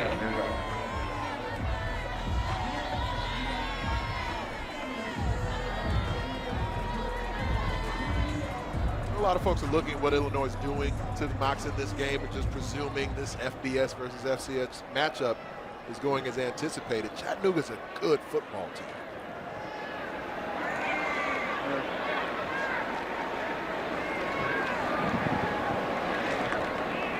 Picking up about 3 more yards. And to your point, Anthony, you mentioned Chattanooga was listed as a preseason favorite in the Southern Conference by both the media and the coaches. Rusty Wright told us I was actually shocked because they don't have the most preseason all-conference players here to begin with. But they lost their last 2 games of the regular season last year. A tight one to Mercer and a tight one to the Citadel. It felt like one game and the way they played kind of lost them both games at the end. They just missed the playoffs last season. Looking for a first down, and they pick up going to the tight end, Jay Gibson. And moving the chains are the Mocs, a pickup of 6. Multiple players on this Mocs offense, transfers from Western Kentucky. When I saw WKU last week, you know the type of offensive skill talent that they bring from their program. Jay Gibson, one of those individuals. Preston Hutchinson, an FBS transfer from Eastern Michigan. Some NFL talent on the offensive line as well on the interior. It's been a fun matchup to watch the Illini take them on. Ford is working on a 100-yard rush game as well. 91 yards right now and a near interception for Nicholson of Illinois. And this defense, orchestrated by Ryan Walters, the defensive coordinator, with all this pressure coming. Look at that. Count the numbers. They slide the protection, and then Lim Ford just turns into a pinball, just bouncing between multiple oncoming rushers of the Illini, but putting his body in harm's way and attempting to help protect his quarterback so Preston Hutchinson can get the ball off. On 2nd and 10, and the turnaround by defensive coordinator Ryan Walters, you know, early from 2020. To the production of this defense from last year to this year has been impressive as we check in with Elise Menaker with more. Well, you're talking, about Walters, and he's described as having a calming presence. But take a look at him before the game. Every Illinois game I cover, this is Walters getting hyped up, just kind of feeling the music. He just dances and is enjoying himself. And then he gets into the game, and he's really focused. He's just kind of in the zone. He's also been described as an extremely blessed communicator on the sidelines. I always see him come up to his secondary when they come out of the game. Then he moves over to the linebackers, and then he just kind of steps back and watches the game. And looking for his defense to produce on another 3rd down, and down goes the quarterback. Newton the first to get to Hutchinson.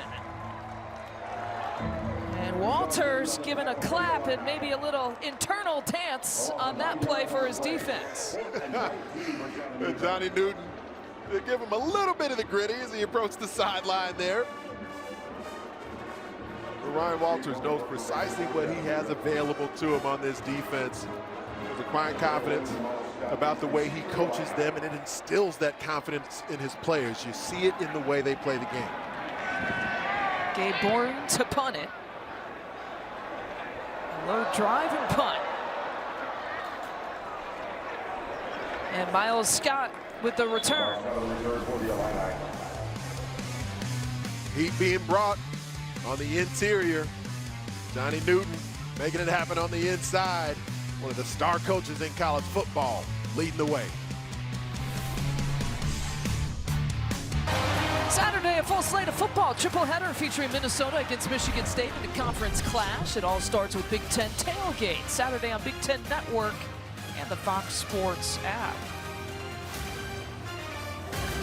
Minnesota and Michigan State. We have talked about that one.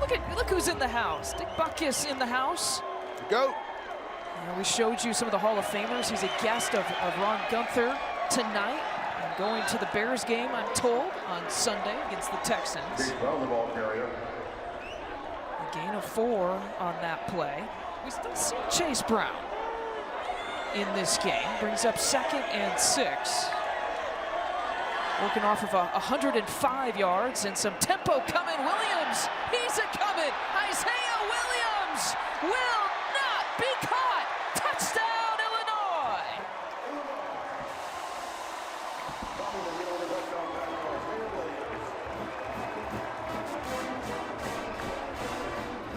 "63 yards to Pater."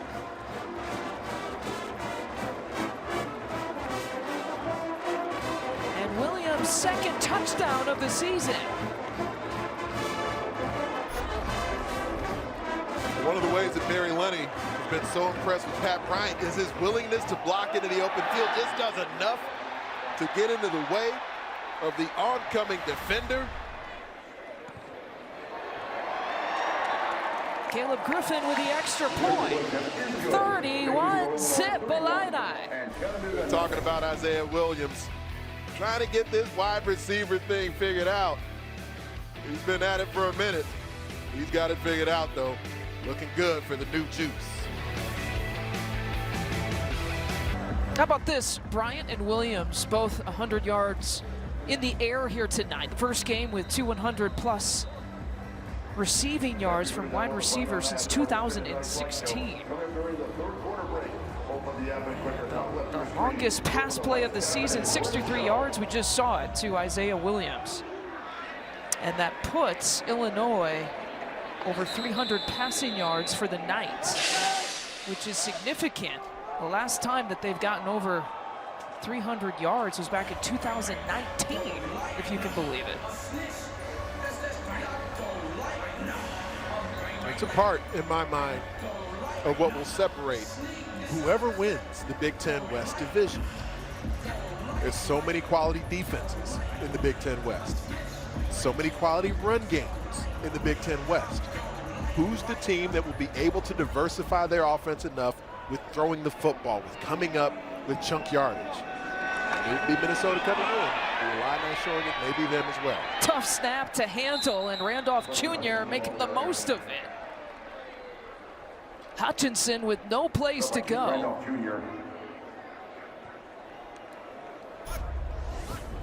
Lost 7 yards on the play. Once you see a quarterback can't handle the snap, it basically becomes a feeding frenzy from that point.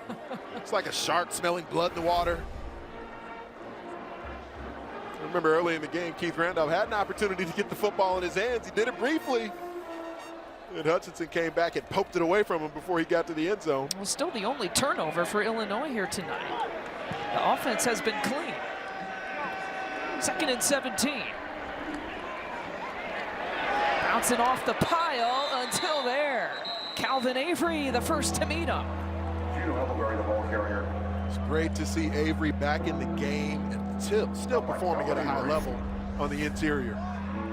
Playing that nose position, he lines up as a zero technique really frequently, took on 2 blockers, shed both of them after getting skinny in the gap, and then wrestles the running back to the ground. That is spectacular work from one of the better defensive linemen in the Big Ten Conference. How about this, 3rd and 17? Only converted twice on 3rd downs tonight, Chattanooga has. 3 minutes and some change left to play in the 3rd quarter. Good run by Appleberry, the backup running back, to pick up the first down. Sidney Brown brings him down. Yet another WKU transfer who's joined up with this Chattanooga football program. UTC, no stranger to the transfer portal. And Appleberry, he's got a little more juice in the open field. Certainly a different style of runner than a limb forward. So it should be a good change of pace to have both of them operating at a high level moving forward. Ford with 91 yards here tonight. Appleberry now with 21. Hutchinson again goes down in the backfield. Alec Bryant, the first to get to him in this sack. It's a fun time to be a defender when you know the opposing quarterback has to hold the football, looking to pick up junk yardage.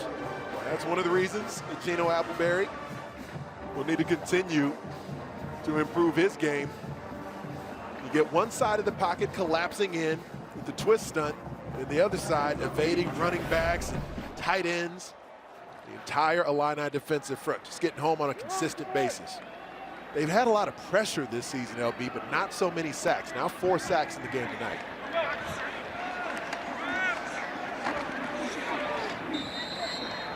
To Appleberry once again, brings up 3rd down.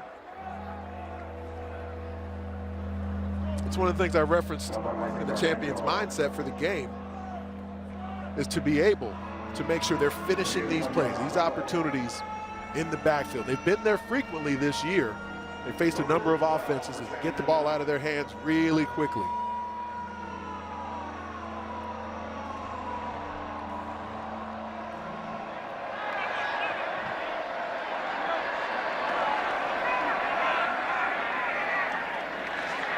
And well short.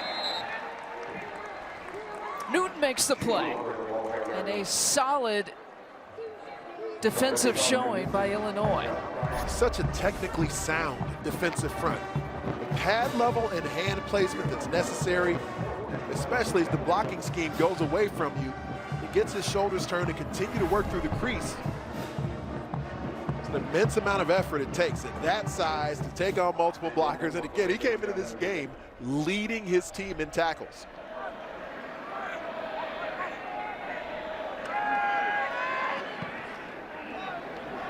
Good point, Gary. Fair catch call. Oh, it's going to roll all the way to the 1. How about that?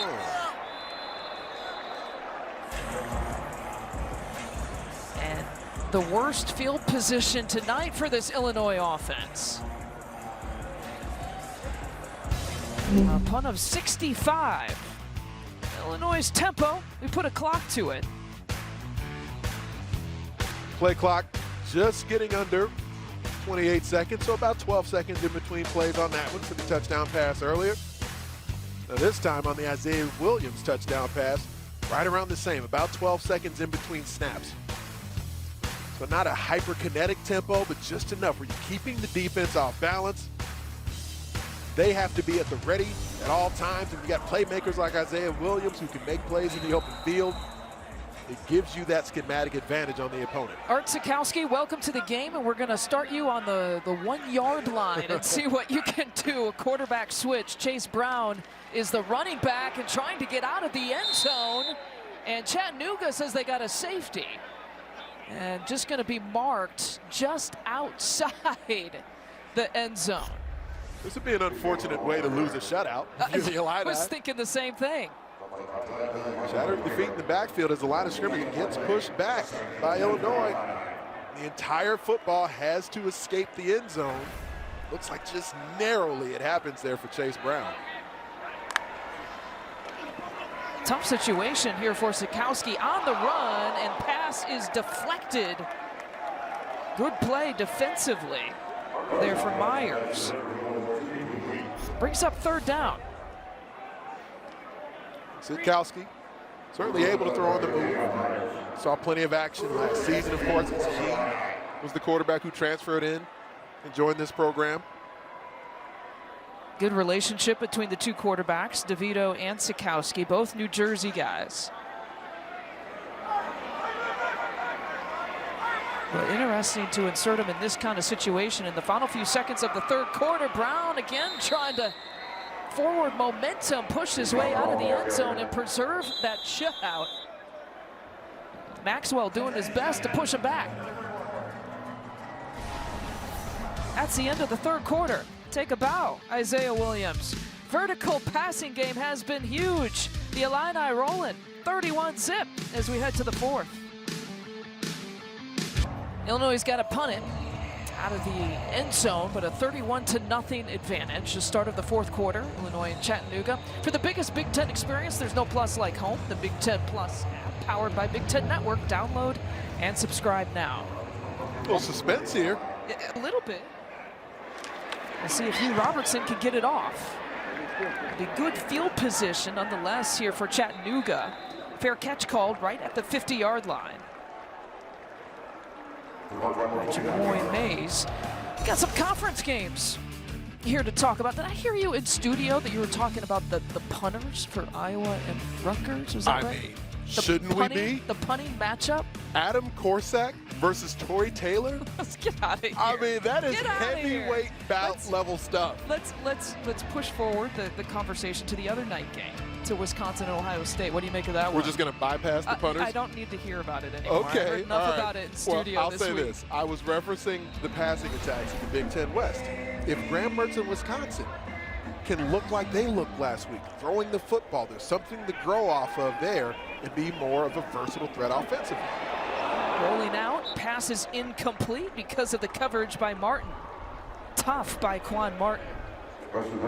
Interception here today and a pass breakup on that play. Well, I said how there's no chill for this defense. They give you nothing. Nothing comes easy against the Illini. Yes, there's a lot of man coverage. There's a lot of quarters coverage. There's cover 3. And they pattern match so well. They drive on every route. They contest every ball in flight. And when they don't blitz you, they still get home with their front 3 or front 4. Hand off to Appleberry. Well, with the Thursday night game, Illinois will certainly be sitting on their couches on Saturday night watching that Wisconsin-Ohio State game, with the Badgers, of course, the next opponent here for Illinois on October 1st. Isn't it interesting how Brett Bielema has sort of viewed so many of these different elements of his early season schedule as a positive? And he's just even referencing having Saturdays off as a positive. Now being able to sit at home this coming Saturday and just watching the rest of the competition around the Big Ten Conference. Such an unusual schedule. We addressed it at the beginning of the broadcast. A week 0 game for Illinois. The Friday night game against Indiana. The Thursday night game tonight. The bye week in between. My eyes have glazed over. I could not keep up with this. Brett Bielema said that in fall practice, in the preseason, they had 6 night practices just to get them ready. And you see the next 3 games here coming up. And they can improve to possibly 3-1 going into that Wisconsin game. Then they come back home to take on an Iowa and Minnesota in Champaign. There'll be an extended layoff before getting to Madison on October 1st. But just sitting at lunch with you or brunch with you and Elise today, with both of you trying to describe, how Brett Bielema went through the bye week and just trying to, okay, so we got a Thursday game. So then that means that the Monday is like a Thursday on the following day. We got to treat that day like a Saturday. I could not handle whatever it was you guys are doing and trying to reassemble the puzzle that is Brett Bielema's practice week, but it's worked for the Illini. It has worked. Essentially, in the bye week, he was able to kind of flip the work between the 1s and the 2s, so the starters and the backups, the emphasis where the backups got 75% of the reps, the starters got 25% to rest them just a little bit. And boy, Hutchinson has had all kinds of visitors to him, not the kind of visitors that he wants there in the backfield. I mean, you take your pick. There was like 4 blue jerseys around him. Johnny Newton's been on a seek and destroy mission, and his teammates are joining him. I mean, you want to block him with 1, you want to block him with 2. That's not going to be plausible. And all those blue jerseys laying heavy on Preston Hutchinson. Isaiah Williams, the punt returner this year for the first time in his career. Learning to be a returner and a wide receiver. Jason Pierce, now remember they used 2 different punters. And Pierce with his right foot drops that one inside the 20. Well, Hutchinson is gonna see blue jerseys all night long in the trip back to Chattanooga. It's been a tough night. Little Macarena here at the Memorial Stadium. 31-0, the advantage here for Illinois. A mayhem moment brought to you by Allstate. All kinds of visitors at your doorstep and not the ones you want to see when you're a quarterback. Mayhem is one of many words I'm sure Preston Hutchinson would use to describe what has been brought upon his doorstep throughout this game tonight. There's a Illini defense bringing fury to the front door of the Mocs. 7 tackles for loss, 4 sacks, 8 quarterback hurries by this Illinois defense. And Chase Brown still in this game here for Illinois. Does that surprise you? It does. It does. Especially when you consider that there's opportunities to get not only Reggie Love, who is an experienced running back and football player, some run here, but some of these other young football players who can maybe have the opportunity as well. You referenced Chase Hayden earlier. Aiden Loffery is a young running back they're very excited about as well. And Loffery is a freshman. One of the fastest on the team, they say. As Sikowski rolls out. And finds Ryman. Quiet day for the tight ends. Pickup of 1. True. Luke Ford, Tip Ryman. We've seen Marquez. Marquez does have a touchdown catch. That's all he does. All he does is catch touchdowns. It's just a ho-hum now for Marquez. Just another touchdown. Back-to-back games now for Michael Marquez. Got his first career touchdown on September 10th against Virginia after 46 games. Run the exact same play again in Madison next week. Nobody believes they're going to throw it to him. See what happens. Paul Christ right now is watching this telecast and taking notes on. I think maybe Jim Leonard might be paying attention right now. Right. Cover 42. When 42 leaves the backfield, somebody run with him. Brings up 4th down here for this offense. And as Hightower looks to be shook up just a little bit, he'll get subbed out. I don't think Jim Leonard needs a lot of advice from me. It's calling defenses, but you don't think so, huh? Cover 42, Jim. Hugh Robertson into punt on 4th down. Jaboy Mays, your returner.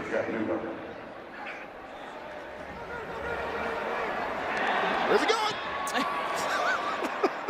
A low line drive punt. That's where. What was he waiting for? Right, right to the. Just trying to make things interesting. Keep you on your toes. Suspenseful. Anthony Herron, keep you on your toes. Football on the Big Ten Network is brought to you by State Farm. Like a good neighbor, State Farm is there. Look at T.O., famous alum for Chattanooga. Look at T.O.'s pants. those gold pants. He was back on campus last week to watch a win by Chattanooga. Cole Copeland is your quarterback for the Mocs. 6'3", 210 senior. And T.O., a teammate, an old teammate of head coach Rusty Wright. We had a conversation with Coach Wright about exactly that. He said, you know, when he was in college, when T.O. was in college, it was like he was like a broomstick, right? And to see the transformation of him. But, you know, it was interesting. He gave credit to Jerry Rice, too, for his growth as a professional. And, you know, eventually, of course, becoming a Hall of Famer.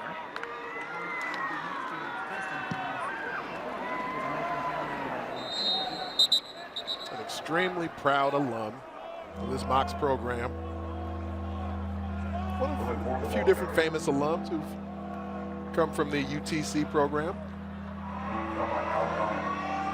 Of course, none more famous than T.O. The Mocs have made a change at quarterback. Cole Copeland checked into the game. Copeland started last year 9 games. Athletic family. His dad played football at Tennessee Tech. His older sister Brooke played basketball at Florida. Older brother Bryce basketball at Lee University. But now facing a 3rd and 9 situation. And Copeland trying to thread the needle, but getting the kind of pressure that Hutchinson was getting. Coleman in his face. Smith there as well. It's just rude. I mean, at a certain point, you've invited a guest into your home. You already beat up the first guy. You get this other guy coming in, you're beating him up too. They went with the trips formation, and pretty frequently when you go trips versus man coverage, it gives you an opportunity to separate the defenders based off the route combination. You run a scissors concept, you run a mesh concept. The Illini are just so effective with their technique, still being able to plaster. Coleman has been impressive in the outside linebacker position, trying to fill the holds of last year's Owen Carney, Isaiah Gay, no longer on this roster. That's Miles Scott taking it to about the 11-yard line. 10 minutes and some change left to play. Coming up after the game, Big Ten Live football postgame presented by State Farm breaks down all the action. A Thursday night matchup in the Big Ten Conference. We have about 8 games that will happen in the conference come Saturday. 31-0 is your score. Illinois over Chattanooga, one of the top 10 ranked FCS teams in the country. Anthony Herron, Lisa Byington, Elise Menaker with you. And crossing the century mark, how about this? The first time in program history with one 100-yard rusher and a couple of 100-yard receivers. It's precisely what Brett Bielema and Barry Lunny told us they wanted coming off the bye week, right? Just exactly that formula, right? Yes. If they can do that every game, your chances of winning would be pretty good. Reggie Love III is now the running back. Art Sikowski remains the quarterback. 2nd and 4 for Illinois.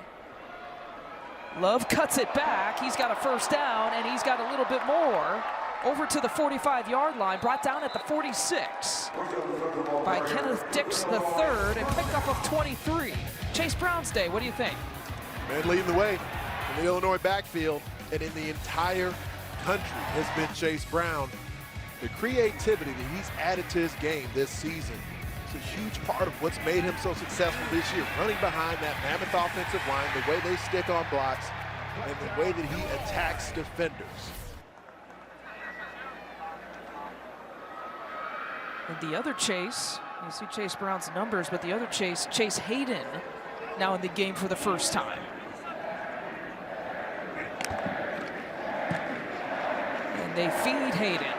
Number 22 making his way towards the near side across the 50 and brings up 2nd down, a gain of 6 as Smith brought him down. Kamyron Smith. Look at Chase Brown.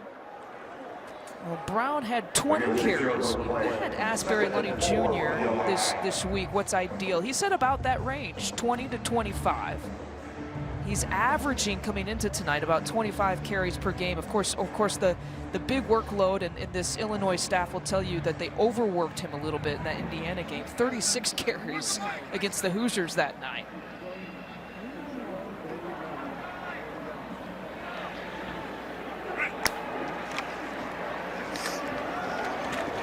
Hayden looking for the gap and stopped just short of the first down.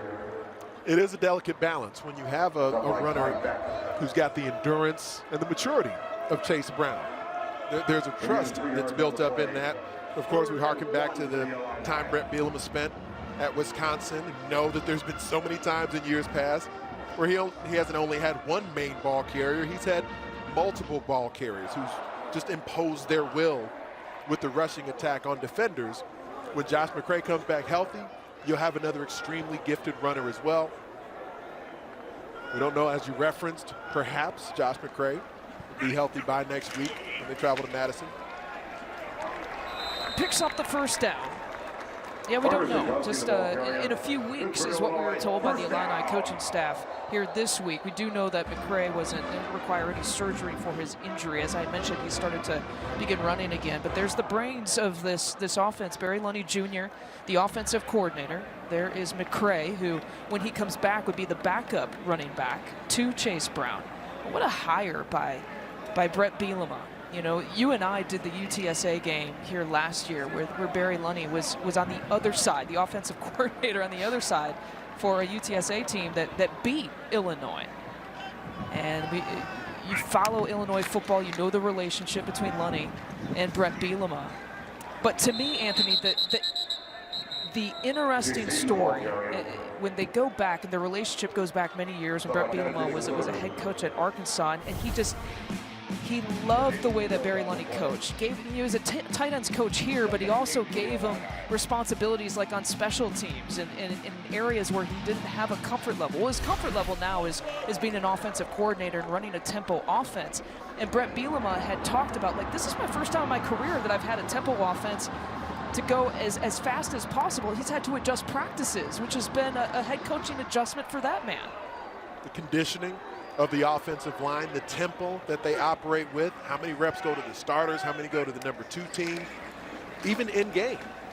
How do you actually receive plays during the action of the game? It's very different when you're going with the tempo offense, where when it's time to actually go hurry up, then the entire offense has to be trained to look over towards the sideline and receive the play via a signal, via play cards, as opposed to when you're a huddle-up offense, as historically the college football world has come to know Brett Bielema's teams operating as. Meanwhile, some nice carries by the other Chase Hayden, who picks up a first down. Illinois with total yards, the most this season, 493 and counting here on this drive, as Reggie Love III is now your running back.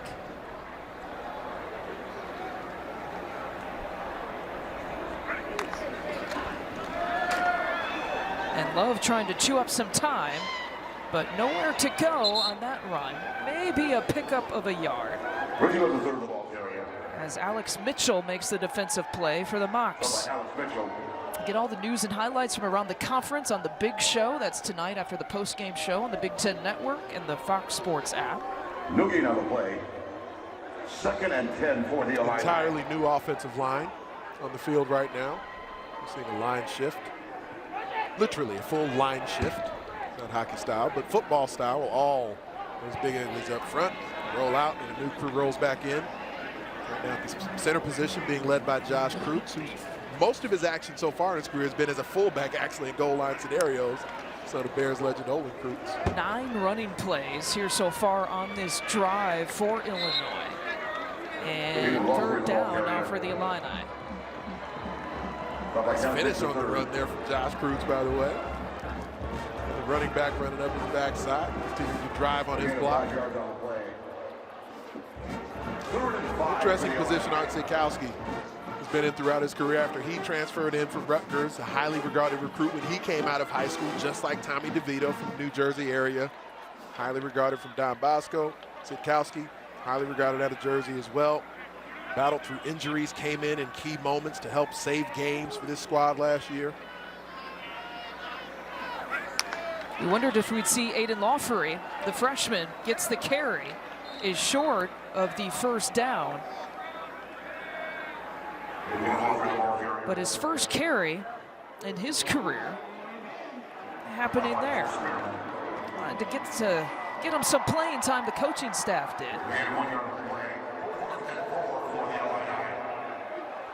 Exceptional speed that he has. They're hoping that they'll get the opportunity to sort of not exactly add Aiden Lawfery in a little bit. The opportunity to show your speed on that particular play. Not yet. Not yet. But 4th and 4, and the offense stays in.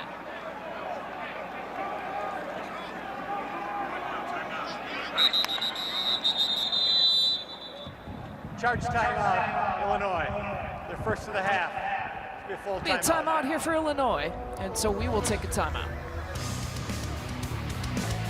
All right, guys, good to hear your voices here on this Thursday night. Anthony Hare and Lisa Byington. Elise Menaker on the sideline at halftime. You know, we showed you some of the Hall of Famers being honored, and that includes Daniel Zimkowitz, who was on one of the first softball teams here for Illinois, one of the best softball players in program history, and also is now on the coaching staff for Wisconsin softball. And some of those Wisconsin coaches, including head coach Yvette Healy, making the trip down. They still have a good relationship with Brett Bielema.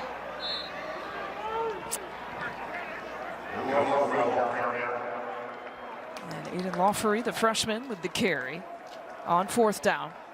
You know, and as long as, Anthony, as long as we're talking softball, we actually have a Hall of Famer of our own softball player on our broadcast crew. She's working the sideline tonight, Elise Menaker, who is this weekend, in fact, on Friday and Saturday, is going to be honored going into the Cornell Hall of Fame. The school's career record holder for doubles. Look at you. Look at you. Congrats, Elise. We're so happy for you. That's really nice of you guys. Thank you so much. I'm very excited. You got your speech written? I mean, you could do it right now real quick for us. Practice. Please practice. Yeah, please. We don't have time, you guys. We got to go. We got a game. You don't want to hear she was Elise, you were a third baseman. And we've already mentioned that, you know, But you were also a quarterback. We go back to the spring game, and Brett Bielema knew you had an arm, and so he let you. How'd you feel on this 2-point conversion in the spring game? It felt really good, I'm not going to lie. You know, a first and a last, and it was enjoyable. And you did the floss with Daniel Barker. I forgot about that. Don't ask. Yeah, I did too until you just said that. Don't ask about that. Maybe you could bring back the floss during your Hall of Fame speech this weekend. Are you asking me to do that right now? Oh, the Hall of Fame? Yeah, because I was going to say that's not happening. It probably won't happen this weekend. That is so great. That is awesome. Congrats again. Hall of Famers around. Thank you guys so much. How many Halls of Fame are you in, Lisa? I'm in my high school Hall of Fame. That's it. Look at you. Yeah. All right. I'm surrounded by greatness. And you? Oh, I'm in no Halls of Fame. I don't like to make history. I just like to be history adjacent. Okay. Adjacent to history. Yes. I got it. Why make history when you can just be near it? Just stand next to it. Look at that. I mean, you've only got an award named after you by the Big Ten Conference as well. We won't mention that, though. Well, I mean, let's get this back to football talk here, right? As we get down to the final few minutes. As you win. We're singing. The takeaway that you have here for Illinois, Anthony, before we sign off is what? This is a team that has outplayed every opponent they faced so far this season. They didn't make the plays at the end to win that Indiana game. But we've been talking a bit so far about the non-conference schedule of Minnesota. We're going to find out more about the Gophers on Saturday when they travel to East Lansing. But in the Big Ten West, we know teams can play defense. We know teams can run the football. Who emerges from the Big Ten West, I believe, will be a squad that can be versatile on offense. They can pick up chunks through the air. We're now seeing the Illini showing themselves as a team with that potential. Defense that shut out one of the top FCS programs, a top 10 program in the country. And an offense that showed more of the vertical game here tonight, and an offense that didn't turn the ball over. And Brett Bielema and Illinois undefeated in non-conference play. Wins against Wyoming and Virginia, and tonight against Chattanooga. The first time since 2011, and putting together back-to-back wins on September 10th against Virginia and tonight. For Anthony Herron, I'm Lisa Byington, Elise Menaker, our Hall of Famer there on the sideline. Gene Skidmore for spotting, and Kevin Messenger stats. Producer Glenn Hallis and our director Pat O'Connor. We say so long. That'll wrap it up from Champaign. We'll send it to Dave and the gang in our Chicago studios.